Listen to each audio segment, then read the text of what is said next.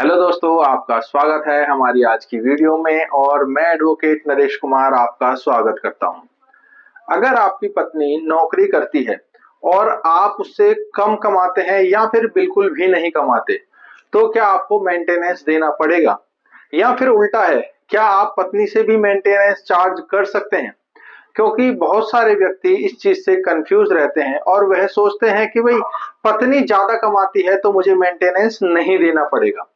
आज मैं आपको भारत के कानून के हिसाब से पूरा सच बताने वाला हूँ, वो भी लेटेस्ट जजमेंट के साथ कि जो हाई कोर्ट और सुप्रीम कोर्ट की जजमेंट है और साथ ही जो नए कानून आए हैं बीएनएस और बीएनएस के जो सेक्शंस हैं उनके अकॉर्डिंग मैं आपको कानून की पूरी जानकारी देने वाला हूँ।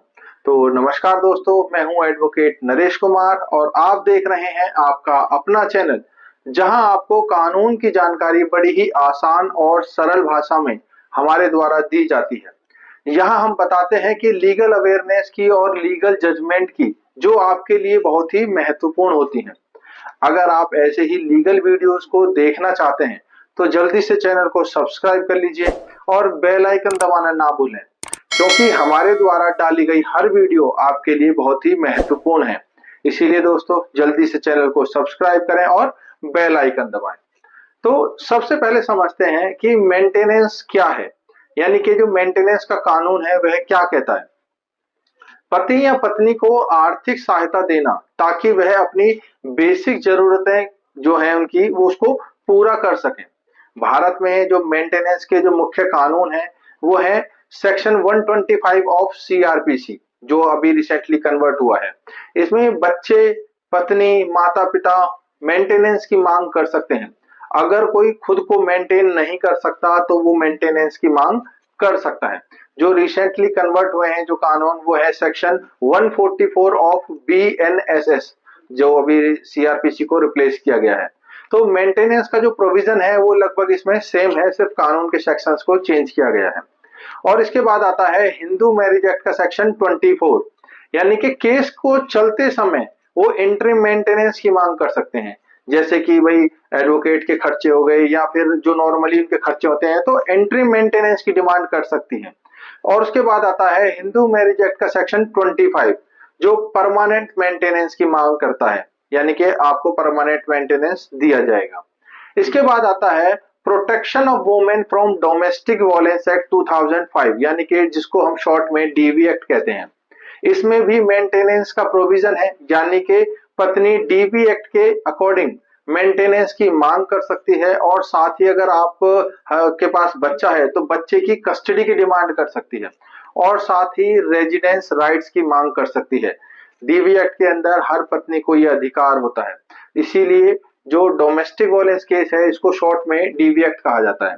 तो सबसे महत्वपूर्ण जो सवाल है कि अगर पत्नी नौकरी करती है तो क्या उसे मेंटेनेंस मिलेगा? तो इसका जवाब है हाँ, लेकिन इसमें कंडीशन देखी जाती है, क्योंकि कोर्ट देखती है कि भाई पत्नी की इनकम कितनी है, पति की इनकम कितनी है और दोनों का लाइफस्टाइल क्या है और इनकी जरूरतें क्या है। ये सारी चीजें कोर्ट चेक करती है और उसके बाद ही जजमेंट देती है। तो इसके जो जजमेंट आई है लेटेस्ट, मैं उनके बारे में भी आपको ब्रीफ में बताता हूँ। जैसे कि रजनीश वर्सेस नेहा, इसमें सुप्रीम कोर्ट ने कहा कि मेंटेनेंस तय करते समय दोनों की इनकम देखी जाएगी, यानी कि एफिडेविट जो है वह इनकम का प्रूफ देना बहुत ही जरूरी है। इसके बाद जो सेकंड जजमेंट थी वो थी सैलजा वर्सेस खुबाना। सिर्फ पत्नी की अर्निंग का होना इनफ नहीं है, वह खुद को मेंटेन नहीं कर पा रही तो मेंटेनेंस मिलेगा। यानी कि इसमें कहा गया कि भाई मेंटेनेंस जो पत्नी की जो इनकम है अगर वो ज्यादा नहीं है तो उसको मेंटेनेंस देना पड़ेगा। इसी तरीके से कल्याण दे चौधरी वर्सेस रीता दे चौधरी, इसमें कहा गया कि जो हस्बैंड की सैलरी का अप्रोक्सीमेट 25% मेंटेनेंस माना गया। तो ये बहुत बड़ी जजमेंट थी जो आपको देखनी चाहिए। तो दोस्तों अब बात करते हैं कि अगर पति कमाता ही नहीं है, यानी कि बिल्कुल भी नहीं कमाता, तो कोर्ट इस मामले में क्या कहती है। अगर आदमी पूर्ण रूप से स्वस्थ है और वह कमाने योग्य है तो फिर उसको कमाना पड़ेगा। अगर वह जानबूझकर बेरोजगार होता है तब भी उसे मेंटेनेंस देना पड़ेगा, क्योंकि ये उसका उत्तरदायित्व है। तो कोर्ट ने कहा कि भाई अगर ऐसा है कि भाई पति हष्ट-पुष्ट है, स्वस्थ है, तो उसको कमाना पड़ेगा और मेंटेनेंस देना पड़ेगा। क्या पति भी मेंटेनेंस ले सकते हैं? तो इसका जवाब भी है हाँ, पति भी मेंटेनेंस ले सकते हैं। हिंदू मैरिज एक्ट की सेक्शन 24, अगर पति कमाता नहीं है और पत्नी जो है वह ज्यादा कमाती है तो हस्बैंड भी मेंटेनेंस की मांग कर सकता है। ये हस्बैंड के पास भी अधिकार है जो हर हस्बैंड को पता होना चाहिए। लेकिन सबसे बड़ी बात है कि कोर्ट किन आधारों पर मेंटेनेंस तय करती है, यानी किन फैक्ट्स को कोर्ट देखती है और उसके बाद मेंटेनेंस की जजमेंट देती है। तो कोर्ट बहुत सारे फैक्टर्स को देखती है, जैसे कि दोनों की इनकम क्या है, जो उनकी प्रॉपर्टी है वो क्या है, स्टैंडर्ड ऑफ लिविंग क्या है, बच्चों की जो जरूरतें हैं वो क्या है, हेल्थ कंडीशन क्या है। तो मैं अगर सिंपल भाषा में कहूं कि जिस तरह जो शादी हुई थी उस समय जो उनका रहन सहन था, जो स्टैंडर्ड था, उसके हिसाब से कोर्ट सब चीजें चेक करती है कि भाई दोनों का अभी फिलहाल लिविंग ऑफ स्टैंडर्ड क्या है। तो सबसे बड़ी बात इसमें आती है कि एक क्वेश्चन और आता है कि भाई मेंटेनेंस कब केस डाल सकते हैं, यानी कि सेपरेशन के बाद, डोमेस्टिक वायलेंस के केस में भी, डिवोर्स के केस के दौरान भी ये मेंटेनेंस का केस डाला जा सकता है। यानी कि बहुत सारी जो वाइफ्स हैं वो पूछती है कि मेंटेनेंस का केस हम कब डालें, तो मैंने आपको इस वीडियो में आज क्लियर कर दिया।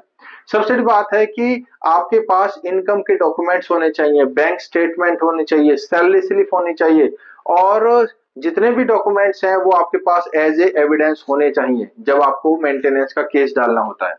तो दोस्तों मैं आपसे एक चीज पूछने वाला हूं, इसका कमेंट में जरूर जवाब देना। क्या आपको लगता है कि अगर पत्नी ज्यादा कमाती है तो उसे मेंटेनेंस मिलना चाहिए, या फिर कानून जो कहता है वह सही है कि इसमें किसी चीज की और बदलने की जरूरत नहीं है? तो इस मामले में आपकी क्या राय है, कमेंट करके जरूर बताएं, क्योंकि आपके डाले गए कमेंट को हम पढ़ते हैं और उसका रिप्लाई जरूर करते हैं। तो दोस्तों अगर आपको यह वीडियो पसंद आया हो तो चैनल को सब्सक्राइब कर लीजिए, बेल आइकन दबा दीजिए, और अगर आप ऐसे ही लीगल अवेयरनेस के लिए वीडियोस देखना चाहते हैं तो हमारे चैनल पर सारी लीगल अवेयरनेस की ही वीडियो डाली जाती हैं।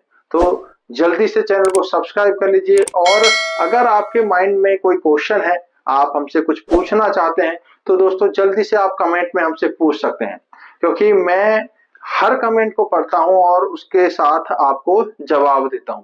तो दोस्तों मिलते हैं अगली वीडियो में कुछ अनदर महत्वपूर्ण इंफॉर्मेशन के साथ। Thank you very much.